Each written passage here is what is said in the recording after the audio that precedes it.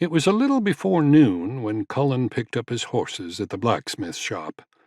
As he had promised Sheriff Woods, he rode straight out of town, taking the road north to Austin.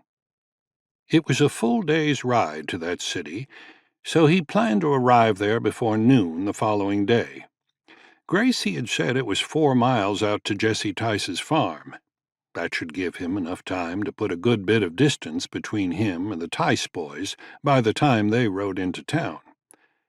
Had he been a little more thorough when looking into the situation, he might have asked her in which direction the Tice farm lay. As he was to find, Jesse Tice's farm was north of Two Forks, about 4 miles, just off the road to Austin.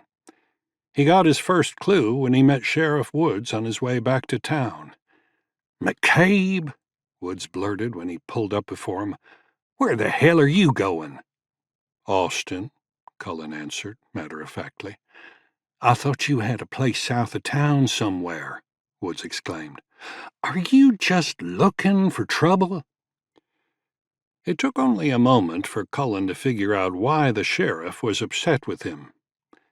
"You're fixin' to tell me the Tice place is north of town, right?" Woods didn't answer, but his expression of disbelief was sufficient to tell Cullen he had guessed correctly. "Right off this road, I expect," Cullen continued, and received a nod of confirmation. "Are they right behind you?" "No," Woods said, "but they won't be long in coming. They're about as riled up as you would expect. I told them there were 2 witnesses to the fight, and Sonny pulled his weapon first, but it didn't do much to settle the old man down. I warned him that I didn't want any trouble in Two Forks over this, and Jesse said he was coming in to get his son. I told him there ain't no law against that." He paused to look behind him before continuing.